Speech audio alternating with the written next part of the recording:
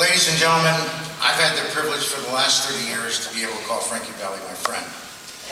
And each and every one of those years, I would stand back in awe, and I would watch him traverse our wonderful country and live out of a suitcase and entertain his fans 100 to 150 gigs, and that even includes the year 2010. I also, though, in every one of those years, had this unique curiosity as to really what was behind the longevity of his popularity. Was it that unique voice, or the beautiful songs, and many of which, by the way, Bob Gaudio wrote?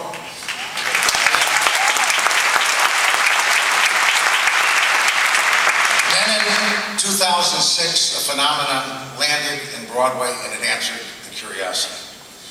And Jersey Boys landed and took the city over its storm. By the way, globally, it's the #1 show around the world. It's in 7 countries. Wonderful companies. And I realize that there are 3 things that answer that question relative to longevity. Number 1 is the nostalgia that Frankie represents and the Four Seasons represent. Those days when the grandmothers sat on the porches and watched out for us, and we didn't have cars, we didn't have the internet, we didn't have Tex-Mexing. What we had was a tremendous camaraderie, and things seemed to be a bit simpler back then. And we did have a radio, and we had the songs of Sherry and Big Girls Don't Cry, etc. And we even carried that with us to the drive-ins.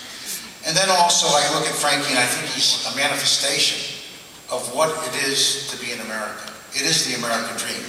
Kids growing up on the street, breaking through, even without a formal education, to have the success that a meritocracy allows for, and that's our wonderful nation. And Frankie is a perfect example of that. And last but not least, I think the word integrity comes about. Back then, again, it was simpler. We didn't have attorneys with us all the time. We weren't suing each other. We didn't need contracts. You could look somebody in the eye, and your word was your bond. And there's no one, by the way, that can explain that better than this man here who's experienced it firsthand.